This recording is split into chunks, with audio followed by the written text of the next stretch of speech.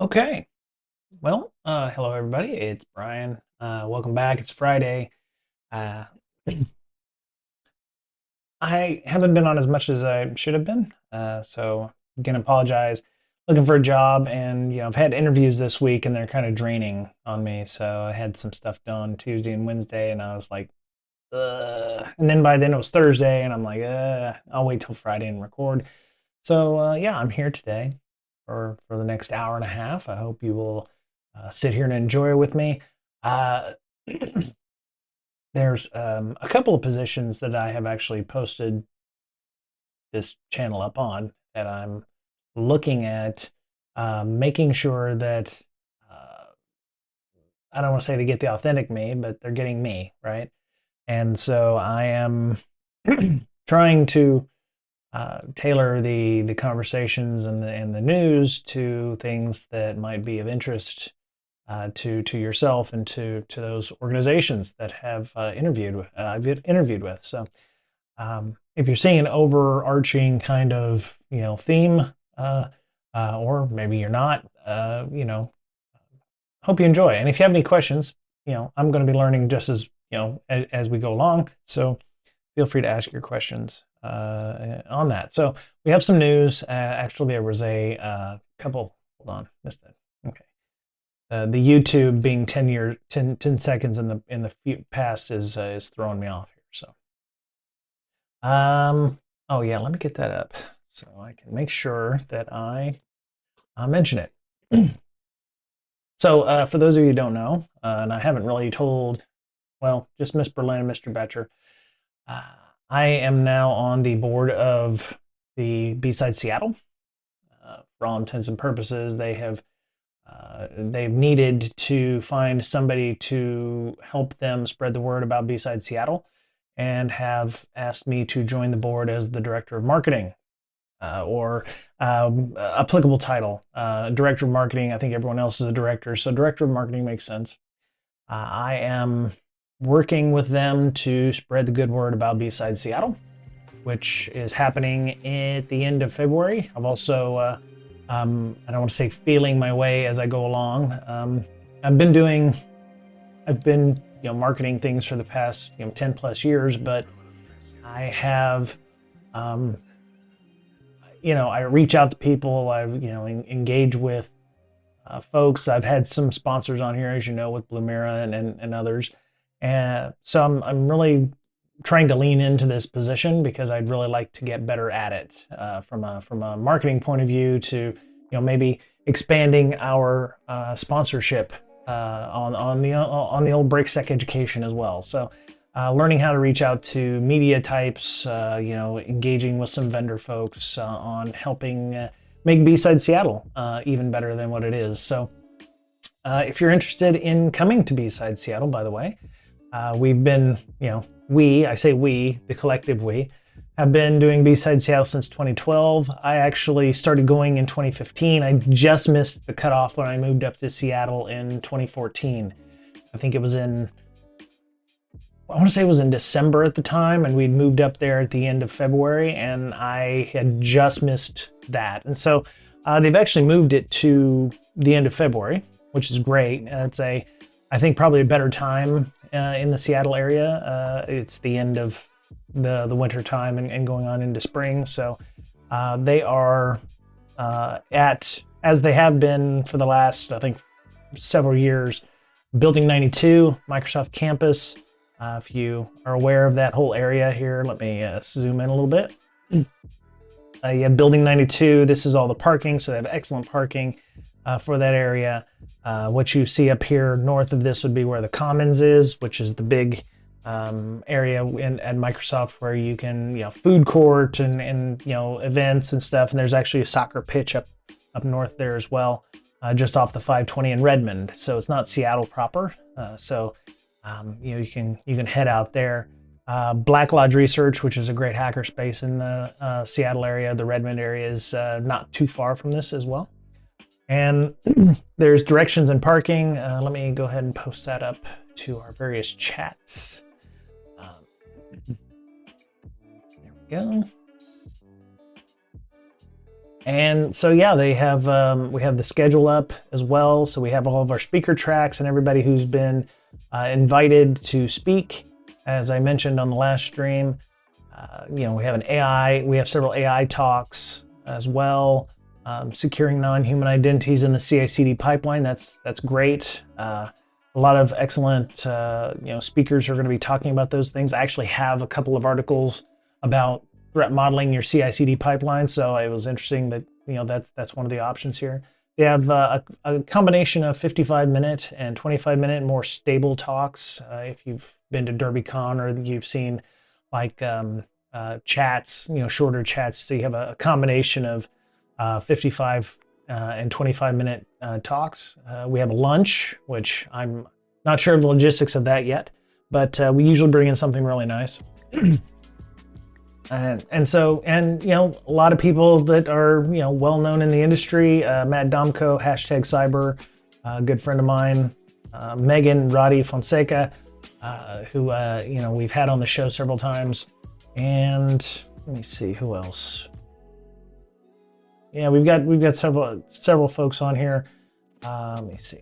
I didn't know if there was a speaker bio on each one of these, but yeah, go check out the schedule on the site. You can see if you're interested. They have tickets which are available, and you can go grab that. We have a code of conduct, which is always very important for most conferences these days, so you can, you know, see what that's all about.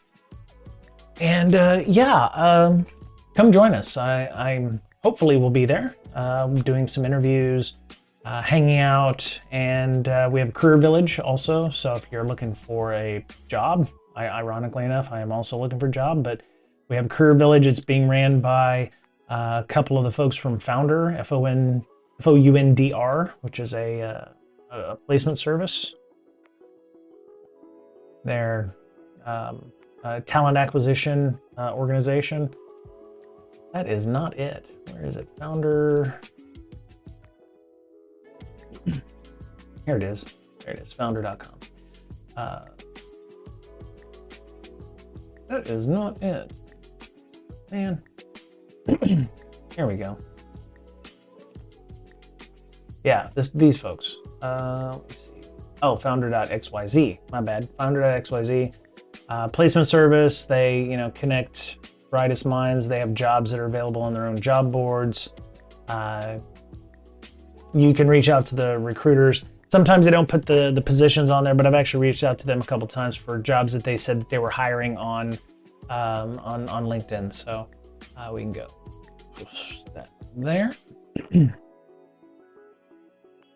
I think the jobs board that they have for Founder is if they're hiring themselves internally, not necessarily positions that they are. So like, yeah, so they have you know, specialty firm, world-class teams allowing real mission to achieve. So yeah, they work out of San Francisco, Denver. I think the person that's running our village is based out of Denver, which is excellent.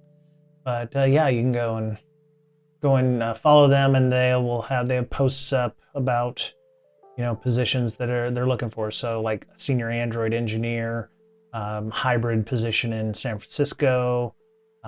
Yeah, so they have full stack engineers. A lot of it is they have developer and security folks as well. So, anywho, all right. So founder.xyz, not .com. That's a different place. If you've got money, founder.com, or you know, you can just send me a little Venmo money, and I wouldn't hate on that if you want to do something other than that. So, yeah, February 27th and 28th, Friday and a Saturday, and yeah, it's good times. So, you know, check some of those things out. You know, check out some of the. Let's see. I'm assuming I don't have my section.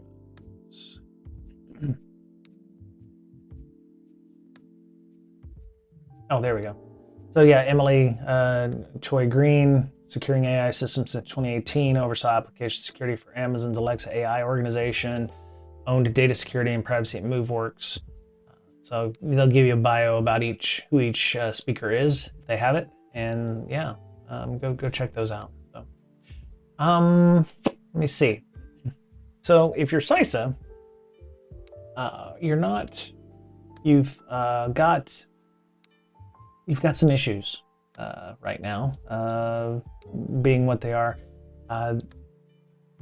Eric Geller, who's a senior reporter, there was a David Stern, who I actually seen the LinkedIn post for this, but then I saw the news article later. He was at a conference, he was accepting an award, and then it was like a couple days later we find out, oh, he's leaving the organization. He decided to leave the agency rather than take a forced reassignment. So I don't know what he was planning on getting reassigned to. Obviously, it was not compatible with what he wanted to do and decided to leave the organization. Being the everybody seems to everything I read was that he was the single person or the only person or like the face of like ransomware notifications or notifying people about ransomware attacks that they may have been privy to at CISA. He was the one who had built the trust with the community. He was the positive face of that, and he left. And yeah, pre-ransomware notification initiative, so through which the agency alerts organizations that ransomware actors are preparing to encrypt or steal their data. So he was the early warning system. He was the missile turret, if you will, on StarCraft, keeping the Zerg at bay. And yeah, he decided to leave. So he was ordered to take a job with FEMA in Boston or quit. So he was maybe working in DC, didn't want to move to Boston, and chose the latter of the three. So, I also have some music going on in the background. So let me turn that up a little bit. Whoa, whoa, whoa, whoa, whoa.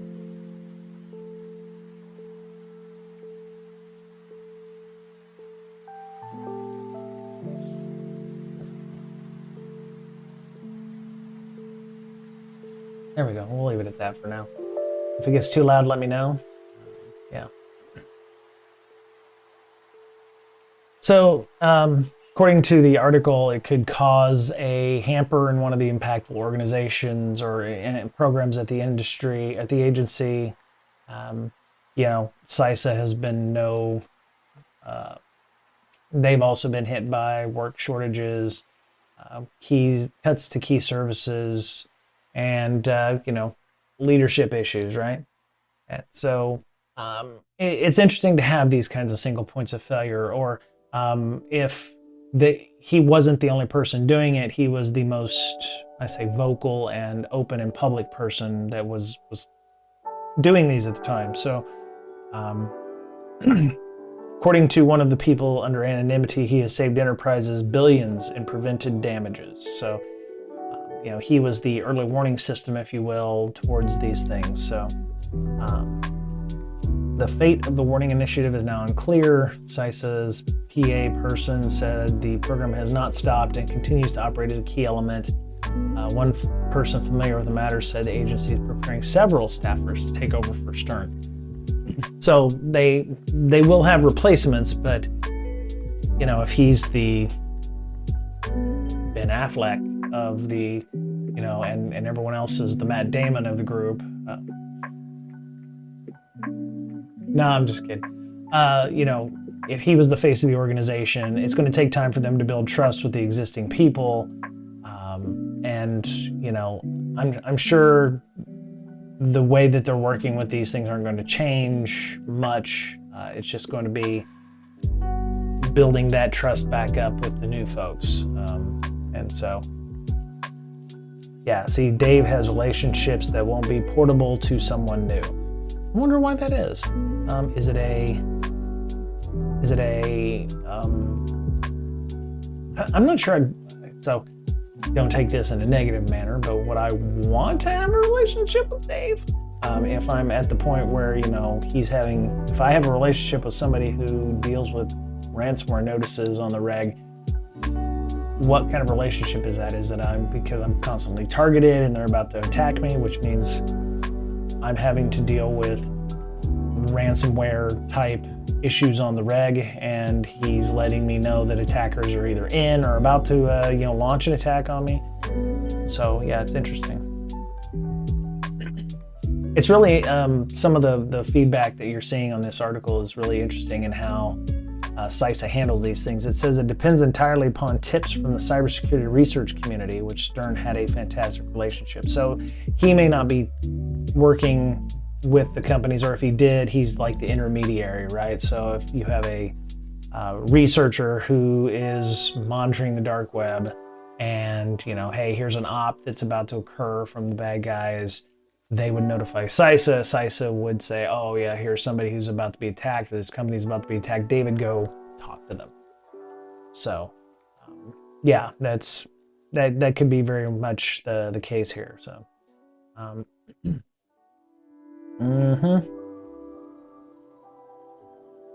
So they do say that other people are responsible, have been responsible for contacting them, but the only operation focused on encryption and extortion attacks, and no federal agency is doing this work. I mean, you're going to have CISA. That's what CISA is. CISA is outreach. CISA is communication to companies to give them a centralized place to connect, almost like an information sharing organization, like a ISAC or something like that. Actually, if you CISA and ISAC, they all have the same, they all seem to share the same letters, acronym letters. But yeah, he's out. I mean, this article posted on December 23rd, just before Christmas. He was told in October 1st that he, before the government shut down, he spent months fighting it. So he was trying his best to, keep his job at his current organization, and pretty much like a return to office, right? You're better suited for emergency operations in Boston, and I don't think any of us are any strangers to return to office after you've been working in a specific area. So yeah, in the end, he was told to move to Massachusetts or resign. I hope he gets picked up somewhere, if he hasn't already, or he's enjoying his, he's enjoying some time off before he decides where he wants to land next. So, he could end up on a board somewhere of some incident response company or some kind of organization that deals with handling ransomware. Hopefully it's not any of the companies that, were, employing people who found, were working on the backside to, actually ransomware people. So, but yeah, total number. Oh wow! So this was an interesting number. Total number of ransomware notifications: 4,300. There's only 365 days in the year, so he was dealing with roughly 10 a day. Sorry, 12 a day, 12-ish a day. That's nuts. And including warnings, he wasn't just doing it to United States companies, he was also doing it to foreign governments, so up to 60 different foreign governments. So it was a global thing, right? And so, yeah, unfortunate that it seems like they'll definitely be missing some output there, but they'll get some other staffers to work on that. It's just important to know that some people like working where they're working, and like I said, he'll land somewhere. Seems like he was fairly well liked. I saw the article on LinkedIn and people were like, yeah, he's great. I really enjoyed working with him. So when he's ready for a new position, he probably won't be unemployed for long. Let me see. This is a little newer article. Actually found this on LinkedIn as well. I'm finding a lot of stuff on LinkedIn because I'm living on LinkedIn right now, because I'm looking for a job. Looking through my timeline when somebody's hiring, I click on these things. But there's been an article here from TODB, and as of January 8th, which was yesterday, this January 9th, if you're watching it now, 2026. And this was an article about the process, the dispute process for CVEs, and what actually goes on there, what the dispute tag actually means, what the CVE program does when there's a disagreement about a CVE. So there's a growing amount of CVE scope overlap that is a natural result of nearly 500 CNAs. CNAs are certified certified network authorities, CNAs, or CVEs.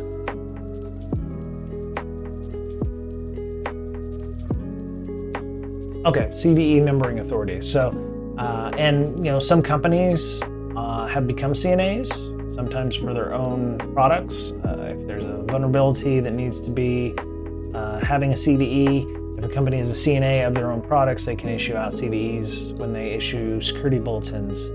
I actually think that there's some guidance that's coming out in the next year or so where companies that put out products of any kind have to put out security bulletins. Let me see. Security bulletin compliance.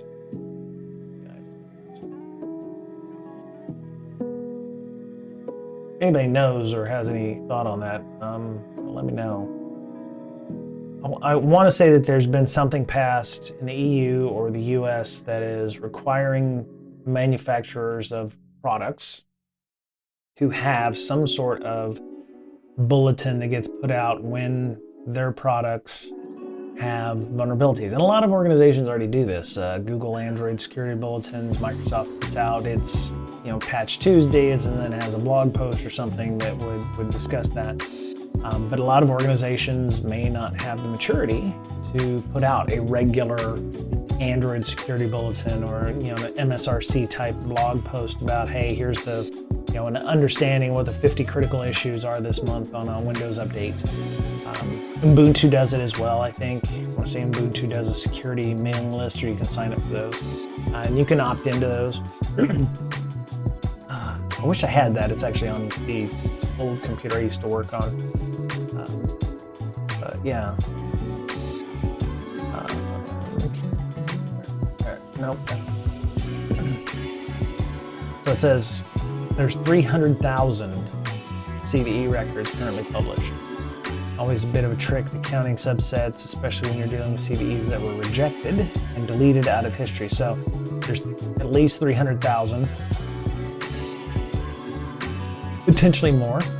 When you get what you get today from a CVE record stands by itself atomically with just a little shell script magic and the power of GitHub. I think I have a pretty decent mechanism on keeping top of these stats, but it takes a few minutes to walk through a Git history. Okay. Here's my goofball shell script output, which depends on ZSH, because I'm a civilized gentleman on a Mac for most of my computing. I run this against a recent Git checkout of CVE project list v5 and shed light on what goes on in CVE land. Okay, so there's, as of the 7th of January, 40,000 total CVE records, 1,700 rejected CVE records. That's pretty interesting. Okay. Some kind of interesting observations shake out. They're very rarely rejected these days. That's it, swing. I don't want to click on that YouTube channel because I don't know what that is. Let me post this up here. I knew that there was a good number of CVEs that get embargoed. There's actually, what I also didn't know a few years ago was that CVE numbers get, they get a block of them. So CVE 2026/1000 to say 5,000 could be Microsoft, for example. From 5,000 to 10,000 could be Google, so they get at least a block of initial numbers. So they may not use all of them, they may embargo them, which means that you're not going to find out about it until Microsoft lets bigger organizations know that there's an issue, or a Google, or I think one of the most well-known that I remember was a Zen bug that, and this goes way back because I think I was at Xerox at the time when this happened, or ACS. We were waiting for it to drop, and because we knew it was happening, it had been reported in the news, but the embargo was going to be up like 96 hours or something after it had been noticed, but it had to be shared to various organizations because their livelihood run on Zen, and it was one of those critically bad CVSS level 10 pre-auth, send a packet and you've owned them kind of things. I think it was in Zen XEN, which is a virtualization platform on bare metal. But yeah, a lot of them, you don't find out about because they're still embargoed, or they don't want to release those because of issues. So it looks like only 85 were rejected in 2025. Oh, that's pretty good. There could be a number of reasons why that is.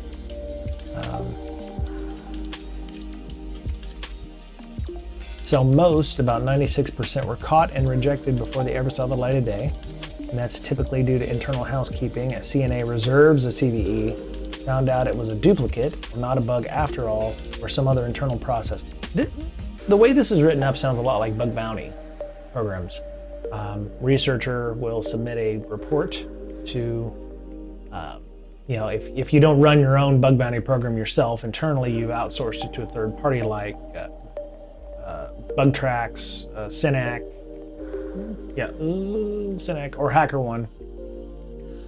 Definitely HackerOne. Let's just say HackerOne for all intents and purposes. Researcher will send them a report, and actually, I'm talking with somebody to come on to talk about what happens if a company doesn't have a bug bounty program. So I'm trying to get a couple of people on, I think next Wednesday, whether or not I have the energy to do so, about what that looks like, and hopefully you'll be able to join me. They send in a report, HackerOne looks at it, reviews it. Maybe the report isn't as good as it could be. Maybe it's incomplete or it's missing something, but they might accompany a video or something, and that video shows getting shell on a server, or a vulnerability that they've been able to reproduce because it's cross-site scripting. So they hit enter, and all of a sudden a box pops up on the screen. HackerOne will do their due diligence, but they're gonna post that up to us, right? And we may get the report, or the company that they've hit up gets the report. The internal team will review it and come to find out, there's certain conditions in place that, you got that box that pops up, but it doesn't really actually do anything. You can't really do anything with it. Yes, cross-site scripting, it is bad, but it's not the terabad thing that may be suggested in the report. Very similar to this. Internal housekeeping, found it was a duplicate. You get a lot of duplicates when you're dealing with bug bounty stuff, where somebody might find an easily discoverable bug. It's a duplicate. It could have been found internally before it was found by another security researcher. But yeah, you run into a lot of issues like that. So this process sounds a lot like how the bug bounty process works, when you get something that's a duplicate, or we already knew about it, or it's not reproducible, so we can't really do anything about it, right? Even more interesting, those CVEs were published or subsequently labeled as disputed for whatever reason. Only 18 were ultimately rejected. Comfortable majority, about 85%, live on with the ignoble scarlet letter of a disputed tag. Yeah, scarlet letter, right? Yes, the novel. In case you were thinking 2025 is an outlier, it is, but not for the reasons you think. I get similar results from 2023. 2024 was a true outlier. They got 737 rejected. 2023 had 603. Since 2025 is down a fair bit. Okay, so 2025 had 1,648.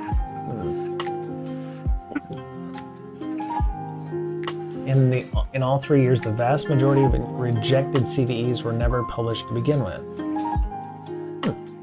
Why is that? This lines up with the log from the CVE Council of Roots. The disputed tag is clearly not being treated as a death sentence for CVE records, merely a signal that, hey, people disagree about this CVE record, and that's okay. I think it's fine. I can understand why you would want to keep that up and say, okay, people disagree about the record. Let me see if I can find that report, CVE Council of Roots. they probably have some additional context that we're unaware of here. Let me see.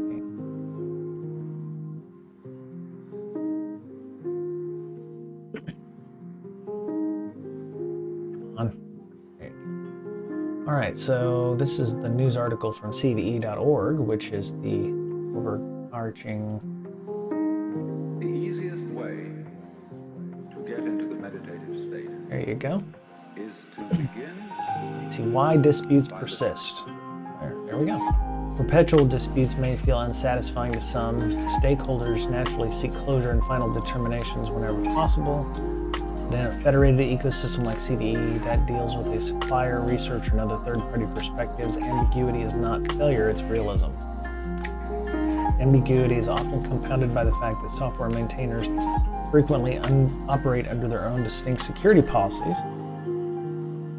which define what constitutes a vulnerability in their context and can in turn lead to a disagreement over whether an exploitable security bug should be claimed as a CVE. Yes.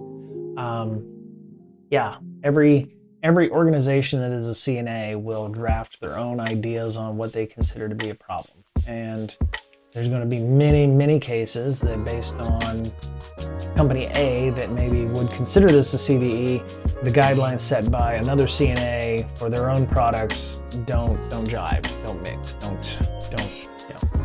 There, that makes complete sense. I have stories, but I can't say them right now. But yes, definitely, different organizations will set different requirements as to what is a CVE or not, and that is a prime reason why you would want to have a disputed tag, especially if there's people that don't get it. Interesting. I will definitely bring this up with our interviews next week, talking about the dispute tags there. That is interesting. All right.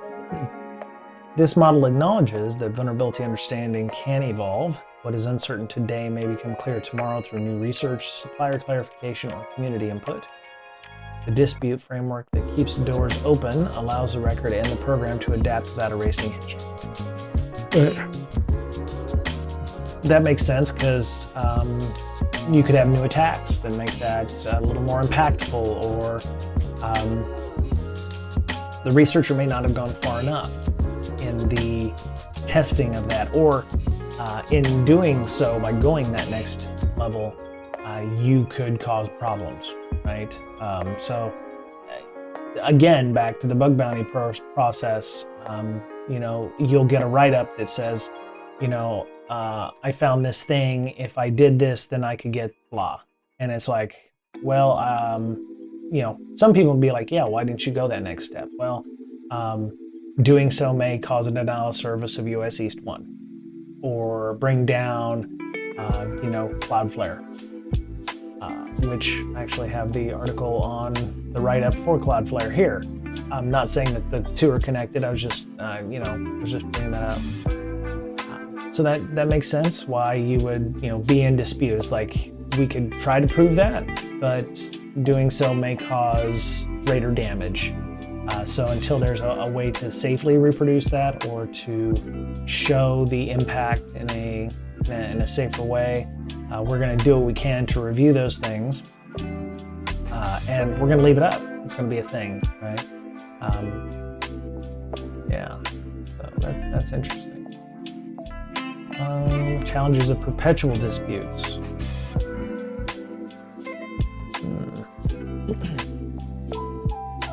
CVE policy and procedure for disputing a CVE record. Okay, so this has been updated as of July 2025. Oh, you know it's going to be good if they start out with legal terms here. Must not, should not, and may. It's very much RFC-like a status. Yep. Policy and procedure for disputing CVE records is enforced by the TLR, top-level root and roots.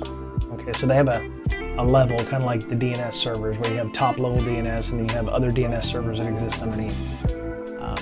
I'm assuming top-level roots here is like the overarching CVE guidelines. So if maybe this is one of those things where if you don't get what you need from the CVE or the CNA that is going to issue the CVE, you can appeal to the higher levels. Let me go see if there's a process review. CNA's roots and TL roots may serve as a CVE record dispute adjudicators when necessary. Oh, this is going to read like a stereo instruction. You know that reference. You're of a certain level. Hey, Walt, how you doing? Good to see you. Hope you're doing all right. Hope the new year's doing you well, Walt.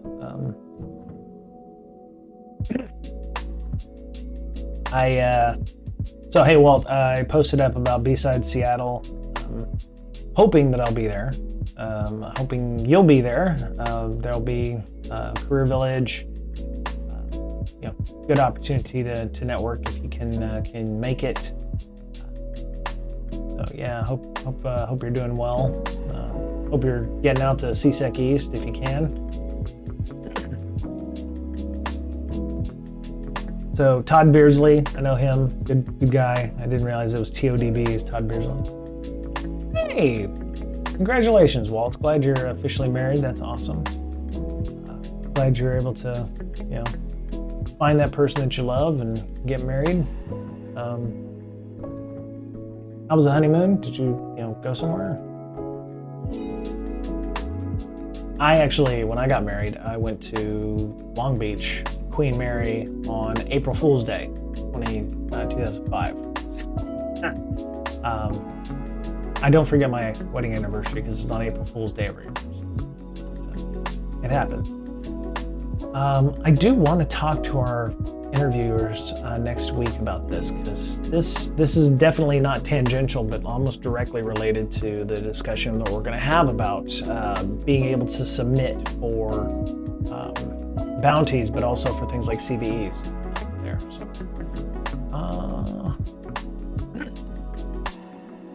did I post that into chat? CVE records, yeah, Run Zero. Okay, so it's Run Zero blog. I think I'm going to hold on to this one. I'll just move it to the bottom here. All right. So I don't speak German. I apologize. I'm an ignorant American. I only know, English and yokel, which is a dialect of the Deep South, y'all. So Pink Power Ranger at, 39C3, Chaos Communication Congress in Hamburg, Germany. The pseudonym of the hacker is Martha Root, and there's a YouTube video for this. Let me find the YouTube video. Where's the... that it? Yeah. 1 second. Okay, so this is the video, which if you understand, no worries, Walt. Yeah, you got time after you find your job to go on a honeymoon. So. I don't speak German. The only words I could understand was when somebody actually said something in English on that site. And closed captioning, unfortunately, on this site is in German. So hopefully they'll release an English subtitle version that we'll be able to push out. Okay, yes. So they go through the discussion of, I'm assuming from what I gathered, there was, and you can see this person who's on the screen and they've blanked her face is responsible for putting up basically Tinder for white supremacists, job hunting for white supremacists, and also egg and sperm dating, like for surrogates for white supremacists. And so this person on stage with these two reporters, this is Christian Fuchs, I think, and what is her name?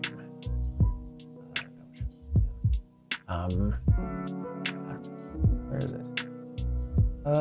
Eva, I believe Eva Hoffman is the other person on stage. There, Eva Hoffman and Christian Fuchs.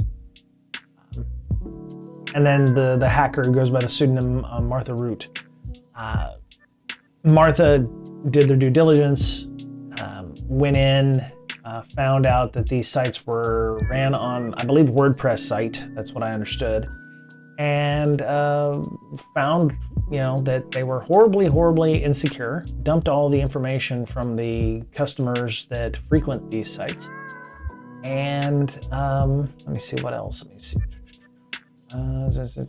Yeah, Tinder for Nazis, basically. She wiped a white child, that was it, a service-connected white supremacist sperm and egg donors, and White Deal, a blatantly racist marketplace for freelance labor. So like Fiverr for white supremacists. It exists, apparently, or it did, until she basically deleted everything that existed on there. She also trained an AI chatbot to engage with the Tinder white date users to extract as much information from them as possible, demonstrating how the tech can be used to root out fascists on the internet. And then around 45 minutes or 43 minutes in, she ran a Python script called lol.py. So she had already been up all in the things there and deleted everything, including the backups of what was going on. So I don't want to ruin it or spoil it, but she does go, or the hacker, I'm going to say Martha Root is, of that type. Let me see, where is it? Some documentation, some slides about, the demographic and the people who are on there. So they go through the whole doxing process, kind of very Krebs-like. And let me see, right. There's a little bit of, demo god problems here. So she's logged into the host of the person, of the back end of the person who runs it, and you see the Python script actually deleting the domains and took them offline. In the article itself, I believe the person who, there was a different article I read, but the people who run the site posted on Twitter, weird, that they basically were offline, and they're working on that. So there's also there's also a website that was stood up with all the information redacted by making sure that the person information isn't there. But just interesting to see that jackpotting ATMs was not the first time we've seen this kind of spectacular type stuff. Martha had obviously been in the back end of this for a while, gaining as much information as they could before dropping the lead balloon here on these folks, and owning this up. So you can see they were deleting even the backups. They even deleted the backups on that stuff. So let me go backwards here. You can see, deleting the whitedate.net file system, the database of all the customers after she dumped it, or after Martha dumped it. Deleting the backups, deletion for ODYSEE. I'm not sure who that person is. Maybe it's the operator. But there's and the Substack account and a bunch of that stuff. So they did a complete own job on this person on the stage while it was happening. So there's other articles about this, but somebody had embedded one of the tweets of the person who's running the site, talking about how they'll get their revenge. But it's good to see hacktivism like this. If that's what they were using it for, I don't know anything about the sites myself, but if it really is true what they're saying here, they're doing good work. So, down with Nazis, man. Beat the shit out of them where you can. Keep them, open them up in the, White Leaks, here it is. White Leaks is it? Okay, sorry, okstupid.lol is the website where they've put that.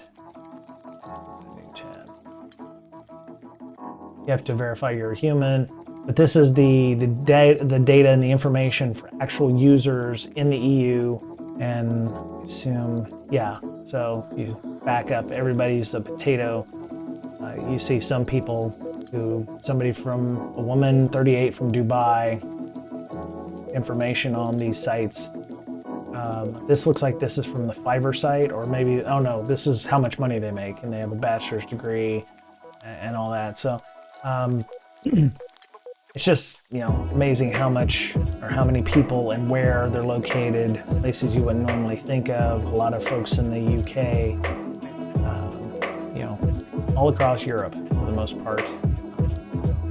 Not a lot of folks in Russia. Ironic, I think. You don't see a lot of non-Asian speakers, but there are some in Indonesia, a few in Australia and New Zealand. South Africa has got a few. Yeah, they redacted those folks, but she's kept receipts and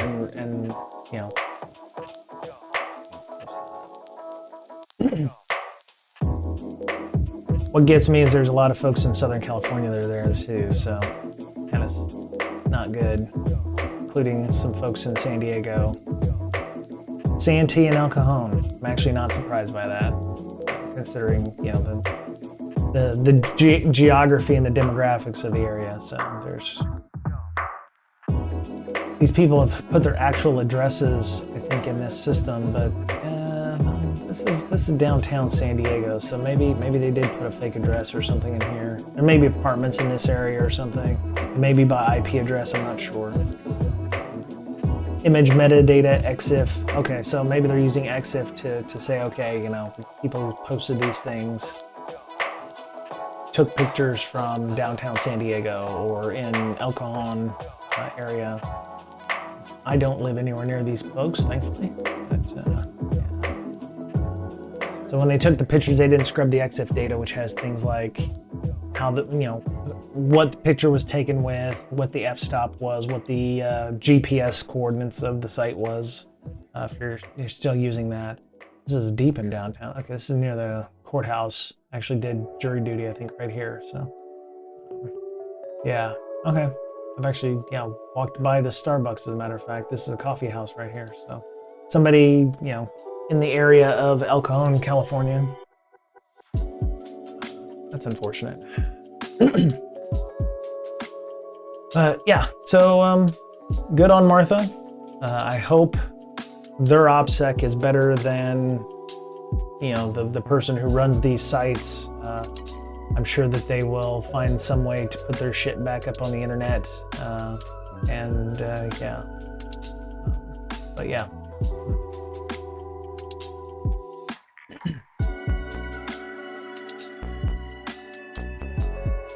So yeah, moving on to something a little less depressing, the fact that those sites exist. Cybersecurity leaders. So Amy is a contributing writer to CISA Online. Wrote up a feature about potential takeaways from 2025 about adoption of 7 top takeaways in AI adoption by both defenders and attackers.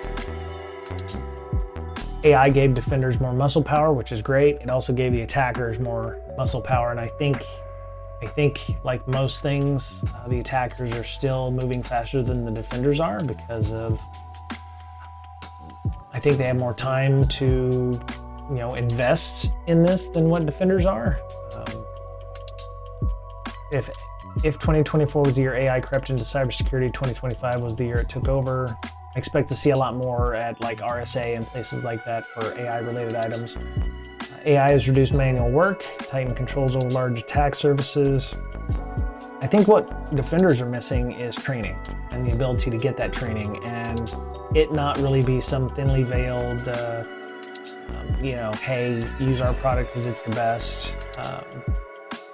I think SANS has an AI course. I imagine it's having to been updated several times in the time frame that it has been created. And you can't go to college for AI right now because when you start and when you finish in 4 years, it's going to be gone. I think you're going to need really short classes or courses that are going to give you a leg up, and then you're going to have to continually, if you ever do any kind of certification on AI, it's not going to be a one and done. It's really going to be like you're going to need to take regular training to stay up on this, and this is the organization that's going to do it for you. I don't know if it's a SANS that's going to do it or like an ISC squared kind of thing where you have to constantly and consistently do these kinds of things. I'm sure ISC squared is champing at the bit to create a certified AI professional. CAIP, CAP, CAPE. could be a cap. I think they already have a cap. AI gave security teams and businesses more broadly huge productivity boosts, reducing their reliance on external consulting and research firms. Yeah, I guess I would love to see how people are measuring those productivity gains and if they're actually really productivity gains. I fully am aware of the amount of time I've saved having to write every cover letter, using AI prompts to help me, parse through my own resume versus job descriptions, instead of having to deal with the paralysis of having to write a cover letter for every job that has been available. I've saved a lot of time on that and been able to go, okay, yes, this thing makes a good point, or oh, nope, that's wrong. Go back in and make those changes. It definitely will help with writing if that's something that you struggle with, or automating your workflows. In this case, AI forced companies to rethink security strategies. Sure, you've always got goals or roadmaps that are 2 to 3 years ahead. If you had a roadmap that from 2021 to 2025, by the time 2023 came around, your 5-year plan is going to have to be modified. So you're going to have to look at whatever 2023 is versus maybe you're going to shorten that roadmap now. Instead of every 5 years, it's going to be every 2 to 3 years, because you may make plans or goals that are going to be completely different, or the company's going to need to pivot. So your strategies are going to need to kind of be, I'd say, more flexible, or be able to embrace new technologies without having to just do a complete pivot. I could definitely see that, where it would be like, we want to do these things. How are we going to import AI into those things to make sure that we hit our goals? But yeah, you might have to completely change not only your security strategy, but how your business is operating with those things. Yes, AI supercharged attackers. Yes, they are using AI in the very same ways the defenders are using AI to work on their workflows. We're already seeing, videos or audio deepfakes, or being able to, automate reconnaissance. Let me see, was it automating reconnaissance, creating, lures. You're not having to type up everything. It'll generate web pages for you, or audio and visual deepfakes. Exactly right. And some of those are getting really good.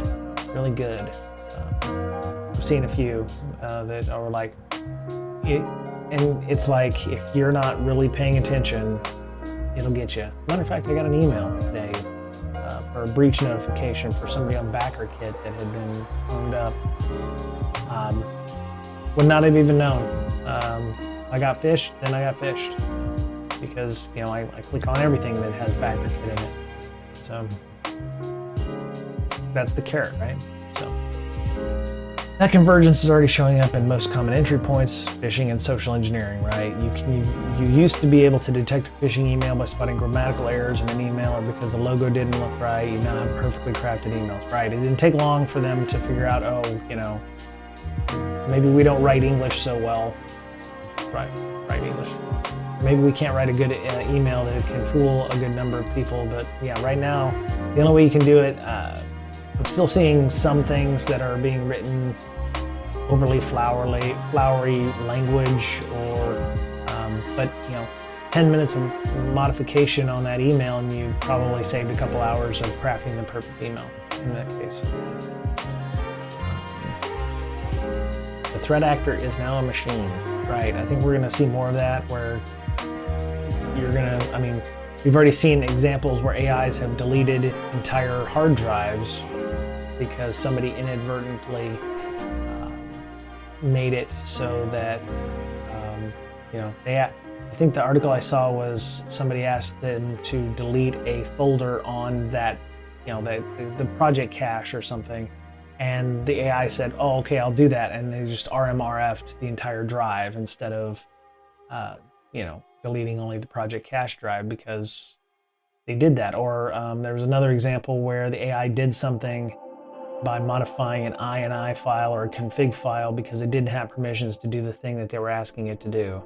And it was like, we didn't ask you to do that. Well, to do my job, I had to do that to make this thing happen. And, it was either an example of they didn't put in proper guidelines and guardrails so that, the AI didn't just blow away your entire database to delete one record, or it realized it didn't have permissions to do what it needed to do. So instead of saying, hey, I can't do that because I don't have this, it went ahead and made those changes because it had access to the INI file. So that's a permissions issue on the human's part, where the AI shouldn't have had access the INI file or its own config file to modify that. Non-human identities exploded, right?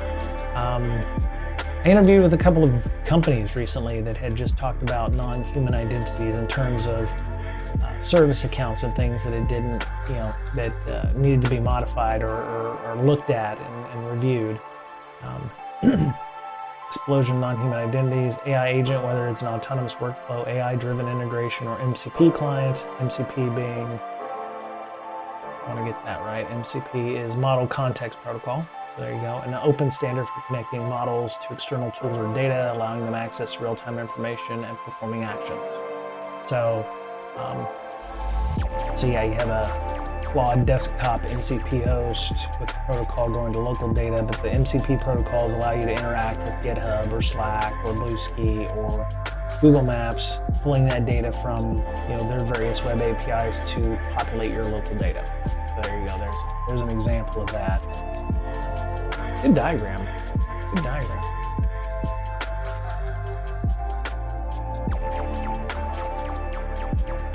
Sorry, just making sure that we didn't have anybody chatting on YouTube or. See both chat windows. Yeah, non-human identities exploded, right? So a need for acceleration how we onboard, maintain, and manage those identities, right? We must ensure these agents are governed, managed, properly authenticated, and authorized, and that we can deprecate them at the end of their cycle, right? Third-party risk, yep. Recent breaches, I mean, that's not, is that anything new, third-party risk? Most breaches are because of third parties, or how we, if they weren't hit directly, it was because they were hit through a third party that had access that they shouldn't have, or had for a very long time, or accounts that weren't properly offboarded that somebody took and deleted a bunch of stuff. I think I just saw a news article about that as well. Somebody had been fired like 2 months ago, or it had been several months ago, came back in and had revenge on them and by deleting a bunch of records. I think we may have reported on that. Same thing could happen to an AI. You give AI access to a data set. You have them make atomic changes. They no longer need access to that, but they've kept that access because we didn't properly offboard or onboard them. Yeah. Salesforce, huh? Let's see what that article is. Recent breaches. Let's see. Glaring Dreamforce emission, vital security lessons from SalesLoft trip. Okay. Failed to address the massive wave of OAuth breaches at its Dreamforce conference, but securing third-party auth is paramount to the future agentic future, it seems. So you have a guy walking across what looks like a rickety bridge towards a cliff. I don't know. Obviously AI generated, I would imagine.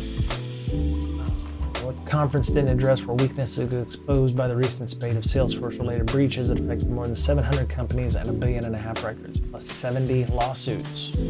Ouch. Ouch. Okay. That's an interesting article. I don't have time to read right now, but I will definitely pick that up later.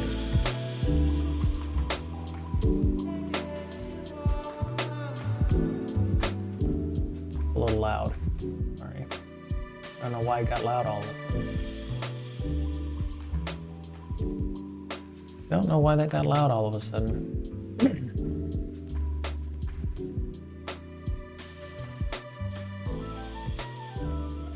There we go. Sorry about that. Don't know why that got loud. Oh, maybe as I scrolled with my thumb and.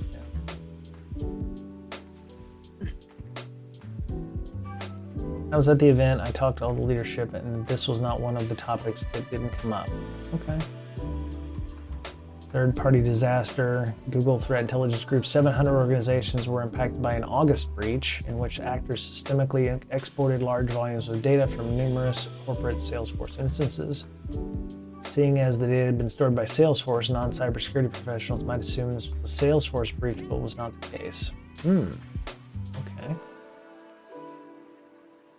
The breach occurred when a threat actor obtained Salesforce OAuth tokens from a third-party AI tool called SalesLoft Drift. Oh. Oops. Okay. So yeah, definitely a third party, right? So they had the necessary tokens, which were being stored some way, and then they used those tokens to gain access. So it was a fourth party, actually. So company uses Salesforce, Salesforce uses SalesLoft to do the authentication, and then, yeah. So Cloudflare saw, again, we're back to Cloudflare, right? Signs of reconnaissance related to the breach on August 9th by an attacker gaining access to their Salesforce tenant. Damn. Oh my goodness, okay. And it took 8 days for Salesforce to revoke SalesLoft Drift connections and publish its notice on its website. At that point, Salesforce had not yet been notified, and we had no indication this vendor action might relate to our environment. In this case, customers weren't careless. They didn't hack their way in. They logged in, pretending to be a trusted third-party service. Yeah. Yep, that's how it's going to be. So, all right, so third-party risk is still going to be a problem. You might want to look at that as part of your, your risk assessments. How are you accessing Salesforce? Are you using a third party for that? Are you using a SalesLoft kind of service to, handle authentication and authorization? Regulatory pressures. Okay, so government oversight grew stricter. Regulations demanded faster reporting, tighter controls, and accountability. Boards are no longer satisfied with compliance checklists. I actually saw an article, considering, let me see. There it is. All right, so that's not the one.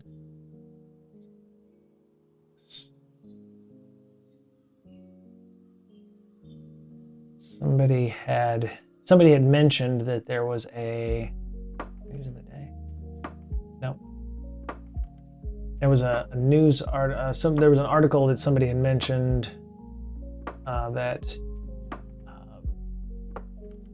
they were using an automated AI process for SOC 2. The reports were going to a third party to be looked at, but they were just kind of rubber stamping them. And I wish I had that back up here, because that would have been a good article to discuss as well. Yeah.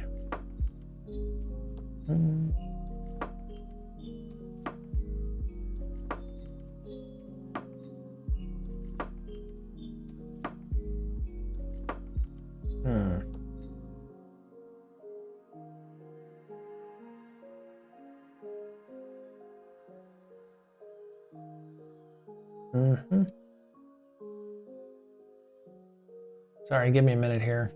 Plus, it allows me to understand that I've been just rattling off for the past 30 minutes. Usable.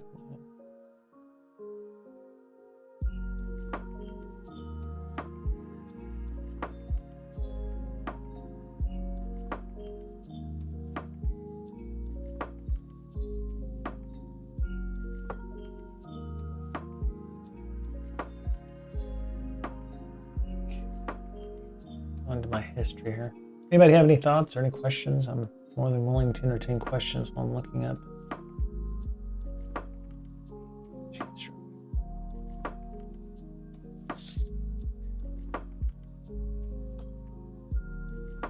Yeah, it had something to do with SOC. Can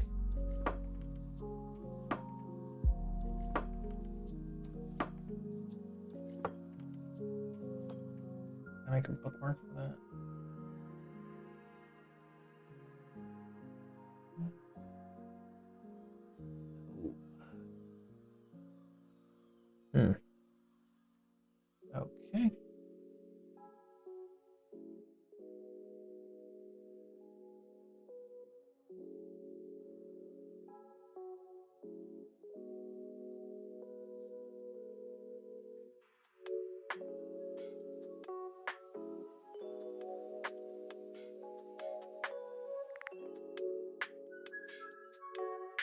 searching on LinkedIn is just awful. Not even jobs I'm looking for, posts. There we go. Oh, posts. No. Oh, here we go. From Troy Fine. I remembered it because I actually follow Troy. It says details have emerged regarding widespread SOC 2 fraud scheme involving automation platform and audit firms under rubber stamping reports. Yeah, one of my roles is there isn't any reporting on this yet. So it said details are emerging. This may be yeah, if the source is not public on Google, it's hard probably to even claim something like this. Now, you know, whether or not you actually believe these things, let's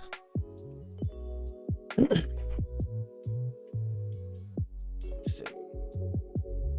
Your company is linked to fraudulent delve SOC 2 audit processes. So this is the Reddit article that has been reported. No.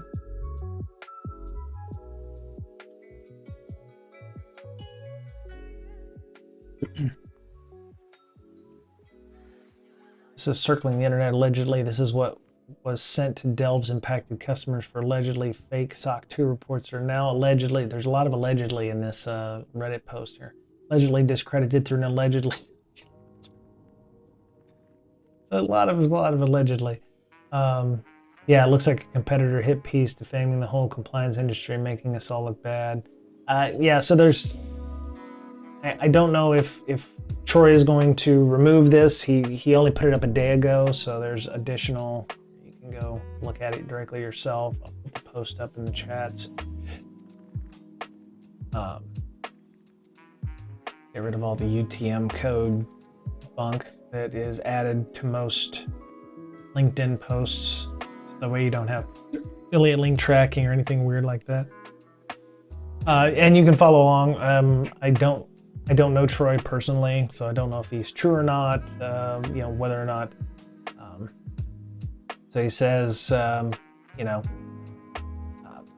but you're seeing that with SOC 2. I don't know if the automated stuff is AI related, but it says these reports were rubber stamped by a partner audit firm with no actual verification of the company's security controls. From a vendor or a third-party point of view, you might actually want to do some due diligence on your third parties other than, hey, we have a SOC 2. Part of the discussion might be, hey, you know, show me your last audit report. Show me the, you know, show me the receipts, right? Show me, you know, that you're doing. And this is kind of where the things like SIG questionnaires or CAKE questionnaires will come in. It's like when you're evaluating these third parties, you're going to have to do some due diligence because I'm not saying this is true, but you got, you know, third-party risk took center stage. I mean, you've got major service providers like Salesforce, and it's like nobody's going to get fired for implementing Salesforce unless, you know, you're way over budget or something. But it's one of those things where you need to make sure that whatever third party you get engaged with, you can go back and trust but verify, right? Oh yeah, we got a PCI, you know, ROC or something like that, or we got a SOC 2 type 2 or something like that. Maybe do a spot check. Ask them a couple of the questions on there that they passed. You know, SOC 2 should never come back clean. If it comes back clean, I would say that that's kind of a red flag. You need to, you know, trust but verify. Because it's your company that's going to be on the hook for that third party not doing their due diligence. Yeah, the third party is going to take a hit, but your company is also going to get some blame there too. As you can see here, they thought it was a Salesforce issue, but it wasn't actually a Salesforce issue. Salesforce took a brunt or a good bit of crap for that, and when in fact it wasn't them. SolarWinds, it was a CrowdStrike problem. No, it's not a CrowdStrike problem. It was a problem with SolarWinds.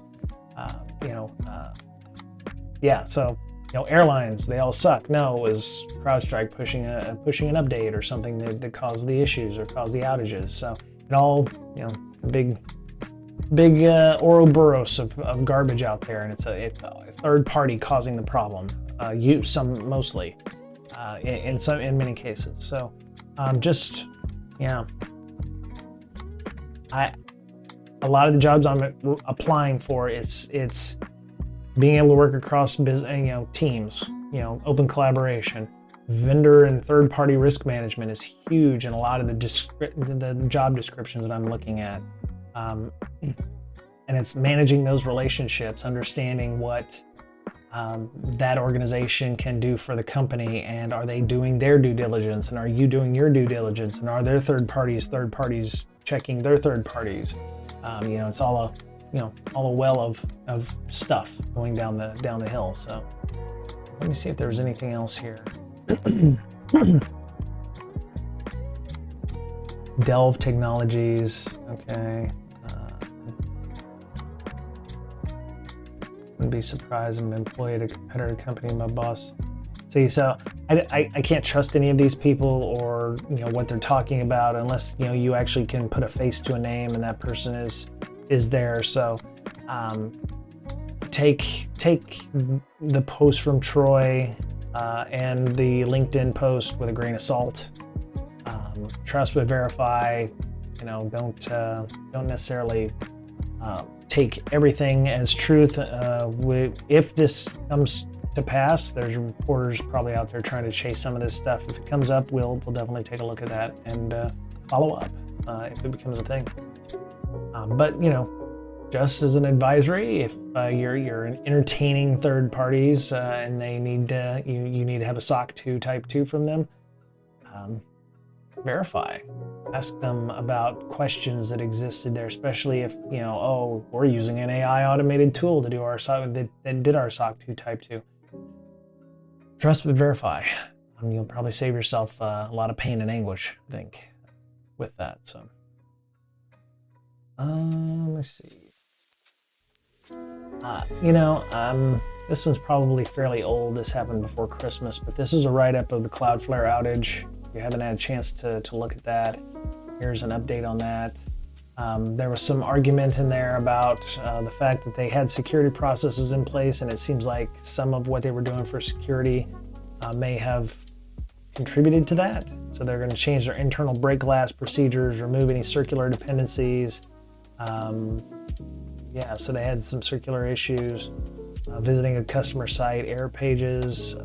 Remember, change was an update to our bot management classifier. We run various AI models that learn from traffic. We were trying to protect our customers from a vulnerability in the popular open source framework React. Oh yeah, I have that somewhere. I want to hold on to some of these links because I want to make sure that we have those for our interview next week.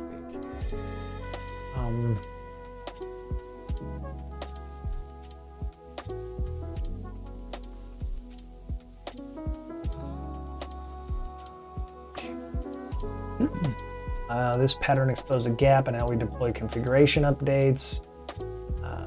We deploy first deploy. We've not applied that methodology to configuration change. Okay, so if they detect an anomaly at this stage, they can revert the release without any human intervention. We're modifying the values of how software behaves and can do it too. We deployed a change to a security tool used by our analysts to improve our signatures. Similar to the urgency of new bot management updates, we needed to get ahead of the attackers who wanted to exploit the vulnerability.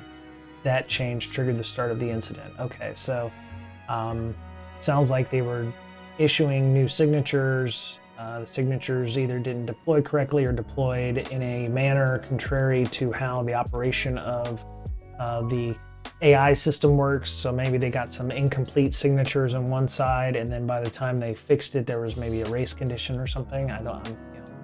That's my guess. As they were deploying those signatures, they got either incomplete signatures or the change didn't deploy fast enough for some of the models to deal with. Versus how we can release software updates. So how we deploy configuration changes versus software updates. Controlled in fashion for each new binary must successfully complete multiple gates before we can serve worldwide traffic. We deploy first to employee traffic before rolling out. If we detect an anomaly at any stage, we're going to revert that. So so the software changes didn't follow the same release cycles, and so maybe it went out without some issues there. Right. Being able to send out configuration changes globally within seconds. was a core commonality of both incidents, wrong configuration took down the network. They're introducing controlled rollouts of the configuration just as we already do for software releases. Okay, so they have controlled releases for software, but because security is like, we need to fix it now, we have to have uptime, we have to have, security out as fast as possible because the attackers are going to move fast as possible. It was almost like shotgun the security patches. We're going to roll out a phased rollout of the software patches, and shotgunning the security patches didn't go through maybe the same level of rigor, I want to say, and that caused the issues. Quicksilver is also used for any configuration change required by our teams. The speed is a feature we can react globally and update very quickly. However, this caused a breaking change to propagate to the entire network in seconds rather than passing through gates to test it. Yeah, okay, so they pushed a config that didn't work, and it didn't go through the same rigor as their software changes. So it happens. I mean, we saw that with CrowdStrike too. And security patches or security fixes, they go through a certain rigor, but you want to be as resilient as you can be. You're going to want to push those things out as quickly as you can. You had issues, right? Maybe it was a period somewhere or a comma or something that just didn't deploy right or fix right. So instead of phased rollout, you shotgun it out. Yay, uptime. Ooh, bad, that didn't work. And yeah, so, it happens, and sounds like they're gonna do what they can to address that and fix that, and make it better for the future. So I do want to talk about this, but I really want to talk about it with people who do software development, like Miss Berlin, or somebody who is handling CI/CD pipelines, because I think that there are definitely needs across, much like seasoning food, everything needs security in it at all levels. So being able to understand, what kind of secrets are being connected to which service, or, if you're updating your CI/CD pipelines, you may have one section where it's like super secure, and then another one where it's like, oh, this is left over from the old process, and we're still exposing secrets to the outside world, or it may store secrets in a different method in a flat file or something like that is available, whereas earlier in the process or some new process that got added to the CI/CD pipeline is using an HSM and calling that through an API, or the build process breaks, so we just need to add this little any rule to make sure that it runs this time, and we're going to fix it and we won't have to worry about it again, but that stays in the process. At the whole pipeline, workflow triggers, what are the triggers to the workflow? So if this, then that kind of thing. Can they be triggered manually, and if so, by whom?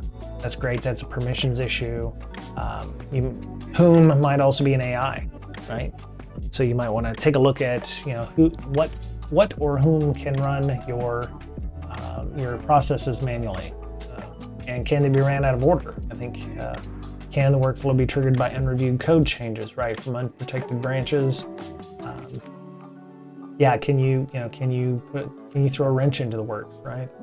Where is the workflow defined and who can modify it? If the workflow is defined in the same repo on which it is executed, it is important to understand whether the workflow definition comes from a predefined protected branch or from a branch on which the workflow is executed. The latter is the case for GitHub Actions and means that anybody with right access to the branch can modify it. Wow. Yeah. Well, as of recently, GitHub Actions has its own problems with some being able to, you get paid, you get charged even if your actions are not in GitHub. So I found that one interesting. Assume anybody who can control the workflow has full access to workflow secrets and credentials. See below.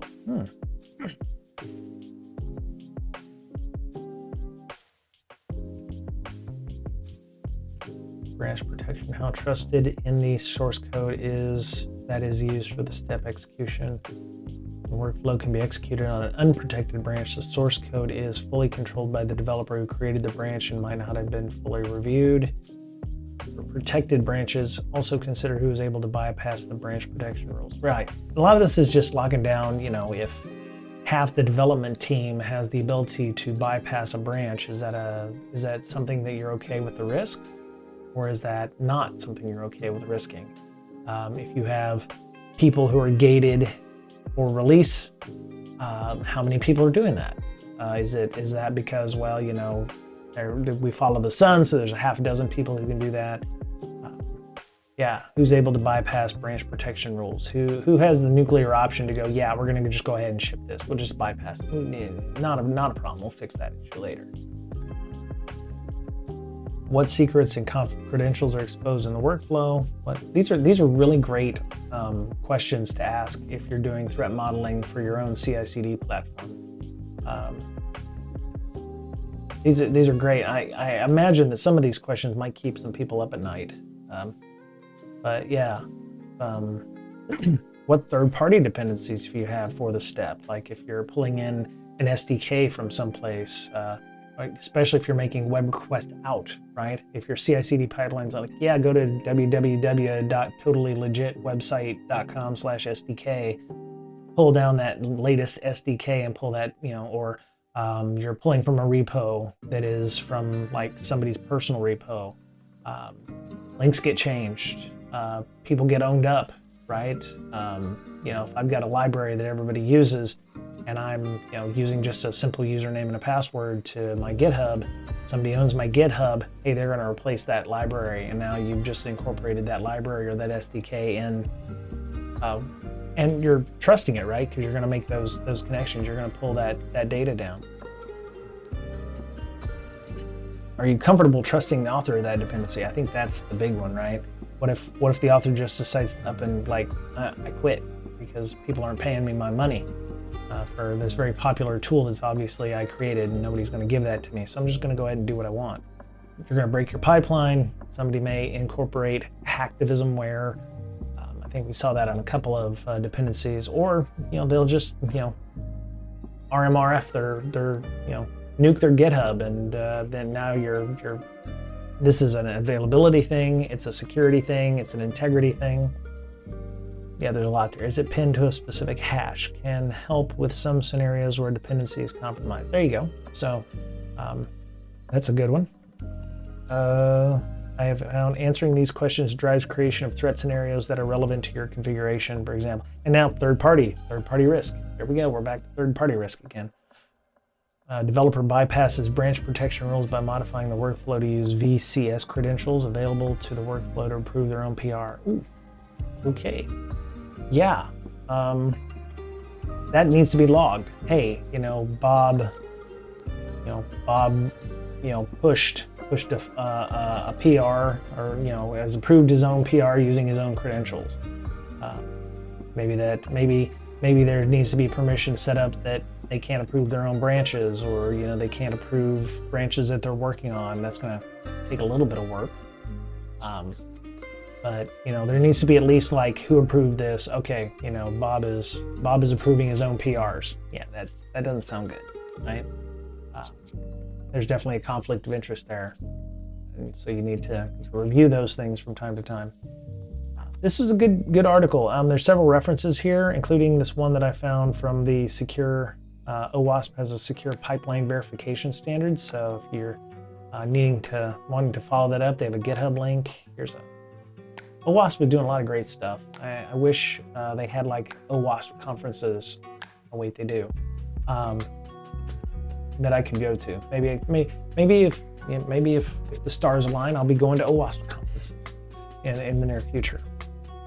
To be able to do that. It looks like they have very interesting places for global events. Looks like they've got one in Austria. Vienna is amazing. If you haven't ever been to Vienna, you should go to Vienna. And also in San Fran. Vienna is awesome. Vienna is amazing. You should definitely go. God, the chocolate. Ooh. Yeah, definitely should go to that. Oh, and they also have one. These are in 2027. Wow, they go out clear to 2028 on some of these things. Nuts. Oh, they go to Atlanta. It looks like the Global AppSec USA conference rotates, but the one in the EU is in Vienna the whole time. I wouldn't hate that. Vienna is amazing. I think I've said that a few times already. Atlanta, I wouldn't mind Atlanta either. I've been to the airport. It's nice. But yeah, so they have controls and best practices that help reduce the risk of attacks and vulnerabilities across the pipelines, artifact integrity, build protections, and release assurances. But it's a nice, they tend to create things that I think are somewhat sane, and so you can create principles, or if you're building out your CI/CD pipeline, or maybe your CI/CD pipelines from another age, and you're wanting to be a little more speedy, and you're wanting to update some of those things, implement some new changes, or AI in this case. Maybe this is something you want to look at and see if they've got things in there that can help protect or minimize the risk there. They have a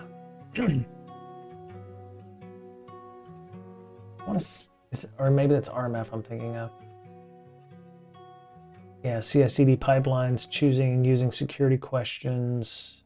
Looks like they try to map as much as they can to, yeah, you don't use security questions as part of 800-63, but they have, all kinds of Docker security, GraphQL. If you're using GraphQL, take 5 minutes and take a look through this. I have so many stories. Can't even talk about them right now. So one of these days, you'll all gather around Uncle Brian, and Uncle Brian will tell you about GraphQL and the $200,000 problem. Yeah. GraphQL is great until it's not, and then it's systemic. Yeah. So yeah, take a look at in the new year. You can use these for finding better ways to secure your environment, your technologies that you're using, and in ways that will make sense. It's starting to get dark, and I'm starting to get a little hungry, and I think I'm going to go take off and hang out. If you're a prospective employer and you are watching this content, please feel free to ask questions. And I